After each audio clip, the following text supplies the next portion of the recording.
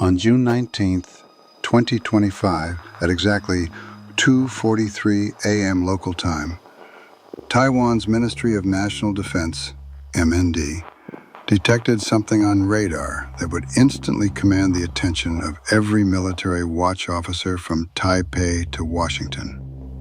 It wasn't the usual set of sporadic incursions, nor the routine gray zone harassment flights that Taiwanese radar crews had learned to treat as background noise. No, this was different. What lit up their scopes was unprecedented. 50 Chinese warplanes moving in a coordinated, deliberate formation. Not a random patrol, not a training flight breaking apart after a token incursion, but a tightly controlled, multi-layered aerial strike package. The composition of this airborne armada told the story immediately to anyone trained to read such signals. There were J-16 strike fighters, heavy twin-engine aircraft derived from the Russian Su-30 airframe, optimized for both long-range bombing and anti-ship strikes. Alongside them flew J-10C interceptors, lighter but highly agile multi-role fighters equipped with advanced radar and beyond visual range missiles, designed to shield the strike package from enemy fighters. Overwatch was provided by KJ-500 early warning aircraft, airborne radar stations capable of directing the entire operation. And yes, among them, unmistakable, even on radar, due to their speed profiles and formation behavior, were the J-20 stealth jets, China's most advanced fifth-generation fighters, capable of slipping into and out of detection ranges with minimal warning. The mission profile was equally concerning. This formation was flying just 24 nautical miles off Taiwan's east coast, dangerously close, well inside the Air Defense Identification Zone, ADIZ, and in a location that suggested simulated strike runs against strategic Taiwanese targets. For context, the last time China sent even 30 jets near Taiwan, headlines erupted worldwide. But this time, the numbers and the configuration indicated more than just political theater. Within minutes, the American response kicked in. Hundreds of miles away, in the Philippine Sea, the USS Ronald Reagan, a Nimitz-class nuclear-powered aircraft carrier, was already on station. Under normal patrol operations, carriers maintain a state of readiness. However, on June 19th, that readiness was tested in real time. Upon receiving the flash priority message from Pacific Command, Reagan's air wing moved into action. F-35C Lightning II stealth fighters roared down the catapults in under 4 minutes, a speed of launch that signaled a full combat alert. What followed in the sky over the Western Pacific was not a Hollywood-style dogfight. No missiles streaked through the clouds. No formations exploded into chaotic swirls. Instead, it became what one Pentagon analyst later described as a silent chess match played at the speed of supersonic flight. This was electronic warfare, mid-air refueling coordination, radar lock-on tests, and counterlock maneuvers, the invisible but deadly moves that militaries execute in the space between peace and war. By 03:17 a.m., the Chinese formation executed a deliberate, coordinated turn toward Taiwan's ADIZ. The discipline in their movement indicated months of rehearsal. At that moment, Taiwanese F-16V Block 70 fighters scrambled from Hualien and Taitung air bases. But the real pivot in the unfolding scenario was the arrival of the F-35Cs from the USS Ronald Reagan. Operating 340 nautical miles southeast of Taiwan, the carrier group's launch order was transmitted at 03:19 a.m., and by 03:23, the first wave was airborne. At 03:45, the American and Chinese formations were within 50 nautical miles of each other, closer than any U.S.-China aerial confrontation since the 1996 Taiwan Strait crisis. What made this particularly dangerous was that the invisible spectrum, radio frequencies, radar waves, and data links were as contested as the airspace itself. Japanese self-defense force monitoring stations detected active radar jamming, communications disruptions, and what intelligence analysts would later confirm were simulated missile lock-ons by both sides. This wasn't just posturing. Both forces were, in effect, rehearsing the opening minutes of an actual war. The radar scope in Taiwan's Air Defense Command Center that night was filled with more than just blips. Operators were receiving identification codes, tracking altitude and vector changes, noting electronic emissions, and, perhaps most critically, flagging patterns. The J-16s, for example, were loaded with YJ-83K anti-ship missiles, each with a 180-kilometer range, specifically designed to take out large naval vessels like the Reagan herself. They also carried PL-15 beyond visual range air-to-air missiles, with ranges pushing past 200 kilometers, making them a formidable threat to any intercepting fighters. The J-10Cs were tasked with air superiority cover, ensuring that the strike package could reach launch points unimpeded.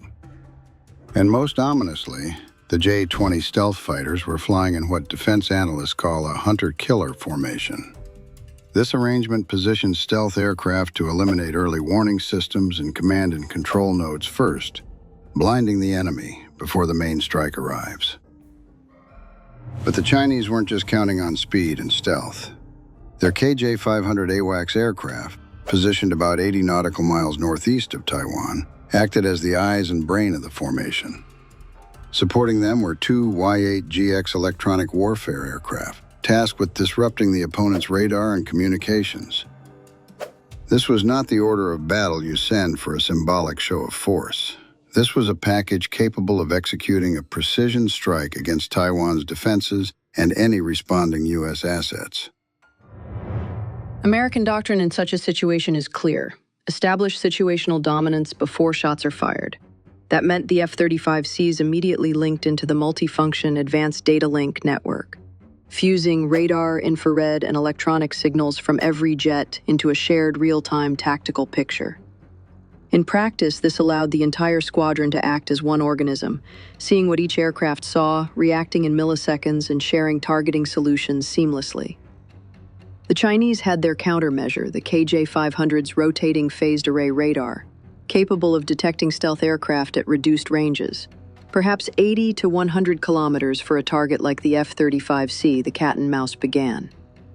The Americans working to stay outside those detection envelopes while probing for weaknesses, the Chinese adjusting formations to bait the F-35Cs closer. This delicate balance could have lasted hours, but the electronic warfare battle escalated rapidly. At 03:25 a.m., the Y-8GX aircraft lit up the spectrum with Type 726 jamming pods, generating wide-band noise across frequencies critical to American fire control radars. The power levels, later measured by Japanese monitoring stations at over 10,000 watts, were intense enough to disrupt GPS signals in northern Taiwan. The F-5Cs countered not with brute force jamming, but with cognitive electronic warfare. AI-driven systems that analyze the enemy's emissions in real time and then create tailored countersignals. Using the AN/ASQ-239 Barracuda system, the U.S. fighters generated phantom formations, false radar signatures that made it appear to Chinese sensors as though there were twice as many American jets in the area. The stakes climbed again at 03:31 a.m. when U.S. Space Force monitoring detected high-power microwave emissions targeting GPS satellites serving Taiwan. For nearly 20 minutes, precision navigation degraded across the confrontation zone. Both sides switched to inertial navigation systems, which are reliable but accumulate errors over time, meaning every passing minute reduces targeting precision. By 03:47 a.m., the confrontation reached its most dangerous point. At least 3 separate incidents occurred in which Chinese J-20s achieved radar lock on American F-35Cs. while the U.S. fighters simultaneously locked onto the J-20's weapon systems on both sides moved to ready-to-fire status. Just one malfunction, misreading, or nervous trigger pull could have set off the first major power air-to-air combat since 1969. Confrontation in the skies over the Western Pacific on June 19th wasn't just a matter of pilots facing off. It was a clash between two of the most advanced collections of combat hardware ever fielded in the Pacific. Every platform on both sides had been purpose-built to counter the other, and every move in those tense minutes was informed by the unique strengths and weaknesses of those aircraft. At the heart of Beijing's strike package were the J-20 Mighty Dragon stealth fighters. On paper, the J-20 is China's answer to American fifth-generation dominance. Its stealth shaping, internal weapons bays, and advanced radar-absorbing materials make it a formidable presence in any contested airspace. Powered by WS-10C engines generating 32,000 pounds of thrust each, the J-20 can supercruise, sustain supersonic flight without afterburners at speeds exceeding Mach 1.2. That capability allows it to close in on targets faster while staying outside detection envelopes longer. The J-20's primary weapon on June 19th was the PL-15 Beyond Visual Range missile, with a range estimated at over 200 kilometers. Equipped with an active, electronically scanned array AESA seeker, it can track multiple targets while the launching aircraft remains in radio silence. U.S. intelligence believed each J-20 that night carried 6 PL-15s internally, preserving its low radar cross-section while remaining fully armed for air-to-air combat. Backing the J-20s were the J-16 strike fighters, multi-role aircraft that marry long range with heavy payload capacity. Each J-16 has 12 hardpoints, allowing them to carry YJ-83K anti-ship missiles, range 180 kilometers, alongside their complement of PL-15s. With their powerful AESA radar, J-16s can track up to 30 targets simultaneously, engaging as many as 8 at once. This makes them especially dangerous to high-value assets like aerial tankers and AWACS aircraft, exactly the kind of platforms the U.S. had in the area. The J-10C fighters served as the high-agility flankers for the formation, flying air superiority cover. Smaller and more maneuverable than the J-16, the J-10Cs are optimized for intercept missions, using their PL-10 short-range infrared missiles for within-visual range engagements. But perhaps the most strategically important assets in China's lineup were the KJ-500 AWACS aircraft. These airborne command centers are built on the Y-9 transport airframe and mount a rotating phased-array radar dish capable of detecting stealth aircraft at reduced ranges, potentially 80 to 100 kilometers for a target like the F-35C. Without AWACS, coordinating such a large formation at long ranges would be nearly impossible. Supporting them were the Y-8GX electronic warfare aircraft equipped with Type 726 jamming pods. These can flood specific radar and communications bands with high-powered interference, effectively blinding missile seekers and disrupting coordination between enemy aircraft. On June 19th, these platforms began jamming operations at 3:25 a.m., creating a wall of electromagnetic noise that extended well beyond the immediate area of engagement. The U.S. Navy's answer to this challenge began with the F-35C Lightning II, the carrier-capable variant of America's fifth-generation stealth fighter. Unlike its Air Force counterpart, the F-35A, the F-35C has larger wing surfaces for improved low-speed handling, reinforced landing gear for carrier operations, and folding wingtips to save deck space. Its AN/APG-81 AESA radar offers exceptional long-range detection and tracking, all while maintaining low probability of intercept LPI characteristics that make it harder for adversaries to detect the radar's emissions. But the F-35C's most dangerous feature isn't its stealth or its missiles, it's sensor fusion. Every F-35C in the air acts as a node in a network, pooling data from its radar, infrared search and track systems, and electronic warfare sensors. then sharing that information with every other aircraft and ship in the network via the Multifunction Advanced Data Link, MADL. The result is a real-time, shared tactical picture that allows for coordinated attacks from angles and ranges that seem impossible to an opponent relying on older command and control systems. The F-35C's AN/ASQ-239 Barracuda electronic warfare suite allowed U.S. pilots to respond to the Y-8GX jamming not with brute force, but with cognitive EW, AI-driven countermeasures that adapt in real time to enemy signals. On June 19th, the Barracuda system generated phantom formations, false radar targets that suggested to Chinese AWACS operators that twice as many U.S. fighters were in the area.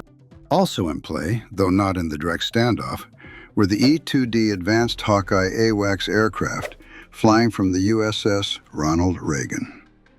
These acted as airborne traffic controllers and battlefield managers, coordinating the F-35C's movements while monitoring both Chinese and Taiwanese air activity. The E-2D's ability to detect stealth aircraft at longer ranges than older systems made it a vital asset during the encounter. By 3:31 a.m., the electronic warfare battle had expanded beyond the immediate airspace. U.S. Space Force stations detected high-power microwave emissions targeting GPS satellites over Taiwan. This anti-satellite EW campaign degraded precision navigation for both sides, forcing pilots to rely on inertial navigation systems, which accumulate minor positional errors with every passing minute. In a high-speed engagement, such errors could mean the difference between a missile hitting or missing its target. At 3:47 a.m., the standoff reached its most perilous moment.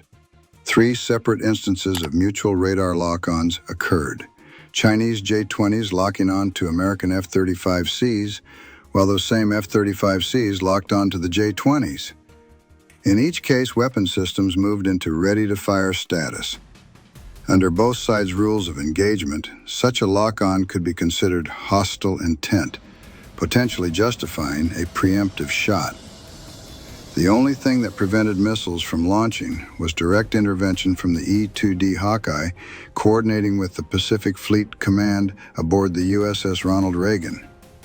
Even then, 2 F-35Cs reportedly armed their AIM-120D AMRAAM missiles before receiving the stand-down order. On the Chinese side, intelligence intercepts later confirmed that J-16 pilots had begun pre-launch checks for their YJ-83K missiles. 3:52 a.m., the Pacific Protocols, a secret set of military-to-military communication procedures established after a 2022 Biden-Xi summit, were invoked.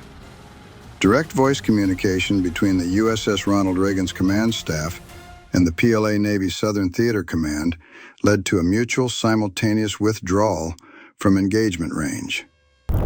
The U.S. response on June 19th looked rapid and reactive from the outside. Still, in truth, the American intelligence apparatus had been watching the situation develop long before the first Chinese aircraft appeared on Taiwan's radar screens. This wasn't luck. It was the result of decades of investment in persistent surveillance, signals intelligence, and space-based monitoring. The first hints of the operation came on June 18th, more than 18 hours before the incursion. In geosynchronous orbit above the Pacific, the NROL-71 satellite, a classified National Reconnaissance Office asset, detected unusual patterns at Longtian Air Base in Fujian Province. Using synthetic aperture radar, SAR, which can penetrate cloud cover and darkness, analysts saw a higher-than-normal rate of aircraft towing, munitions loading, and ground crew activity. In the context of recent tensions, that alone was enough to raise alerts. At 1:15 a.m. on June 19th, an RC-135V rivet joint aircraft flying out of Kadena Air Base, Okinawa, intercepted the first Chinese military communications related to the operation. The rivet joint's specialized antenna arrays pulled in encrypted voice and data transmissions across multiple frequency bands. Onboard linguists and signals analysts began real-time translations of Mandarin communications. One phrase stood out: Thunder Dragon Exercise, the apparent code name for the mission. Under the water, the USS Connecticut, a Seawolf-class attack submarine, was also on watch. Positioned in the Luzon Strait, it picked up sonar signatures of two Type 093 nuclear attack submarines moving east of Taiwan. The placement wasn't accidental. Those submarines were in positions consistent with providing forward targeting data or acting as pickets against U.S. carrier groups. From above, an RQ-4 Global Hawk unmanned aircraft provided continuous ISR, intelligence, surveillance, and reconnaissance coverage. With sensors capable of tracking multiple air and sea targets over hundreds of miles, the Global Hawk fed real-time imagery and telemetry into the Pentagon's networks. Every 2.3 seconds, the tactical picture was refreshed, a tempo that allowed decision-makers to track even minor course changes. Perhaps the most advanced surveillance came from the Mentor series of classified signals intelligence satellites. These intercepted not just voice and data communications, but also radar emissions, data link traffic, and telemetry between aircraft and ground controllers. From these intercepts, analysts concluded that the Chinese formation was operating under Exercise Condition 2, just one step below combat readiness. All of this raw data flowed into Project Maven, the Pentagon's AI-driven analysis program. Maven ingested thousands of inputs: satellite imagery, intercepted communications, radar plots, flight patterns, and historical confrontation data to calculate the probability of hostile intent. The number it produced for June 19th, 23% chance of actual combat engagement. For a Pacific theater scenario, that was high enough to trigger automatic alerts to U.S. Indo Pacific Command. From Washington's perspective, the June 19th operation looked like a deliberate escalation, but from Beijing's point of view, it was the result of multiple converging pressures.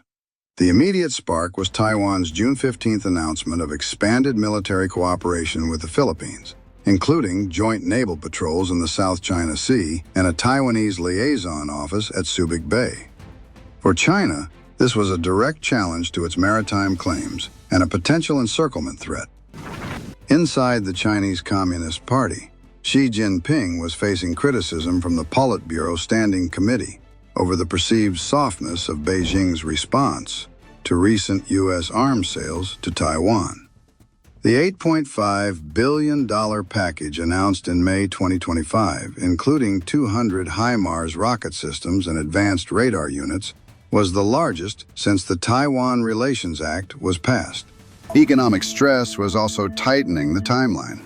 In March 2025, the Biden administration had expanded semiconductor export controls, cutting off Chinese access to high-end chip-making equipment. Classified CCP documents later leaked indicated that Beijing's leadership believed they had a shrinking technological window before isolation would erode their military edge. And then there was the demographic clock. PLA planning documents have long noted that China's military manpower advantage will peak between 2027 and 2030, after which an aging population will reduce the pool of eligible recruits. This put pressure on Beijing to act while conditions still favored them. While the June 19th aerial standoff ended without a shot having to be fired, the U.S. didn't let the matter rest. Over the next 72 hours, Washington moved to reinforce deterrence. By 14:30 GMT on the same day, the Pentagon authorized Freedom of Navigation Operation Hercules, sending the USS Antietam through the Taiwan Strait. This wasn't a quiet transit. Radars were active and the ship didn't attempt to minimize its presence. It was the most visible U.S. naval move in the area since 2020. In the South China Sea, the USS Michigan, an Ohio-class guided missile submarine, was ordered forward. With 154 Tomahawk cruise missiles on board, the Michigan's deployment was a clear message. If conflict broke out, U.S. forces could strike deep into Chinese territory within hours. The U.S. Air Force sent 12 F-22 Raptors to Kadena Air Base within 72 hours, aircraft that outmatched the J-20 in almost every key performance metric.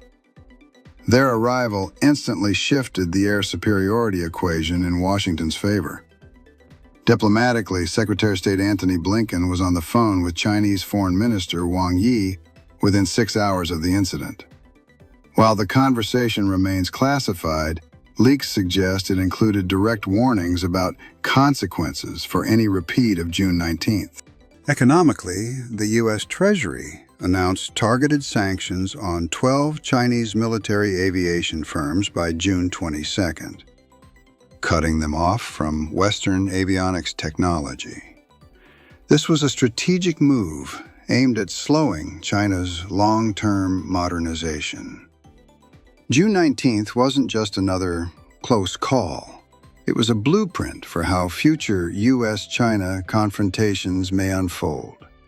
Both sides demonstrated that they can bring their most advanced capabilities to the edge of conflict without crossing the line. But both also revealed just how quickly that line can blur. In the aftermath, Pentagon planners have been revising war games to account for shorter reaction times, heavier EW integration, and the likelihood that stealth aircraft will be involved in every future incident. Chinese planners, for their part, gained valuable data on U.S. response speeds, electronic warfare tactics, and carrier group coordination. The question now isn't if such incidents will happen again, it's when. And when they do, the hope is that the fragile mechanisms that kept June 19th from becoming the opening salvo of a new Pacific War will still hold. Because, as both Washington and Beijing learned that night, in the high-speed chess game of modern aerial warfare, it only takes one wrong move for the pieces to start falling. Fast.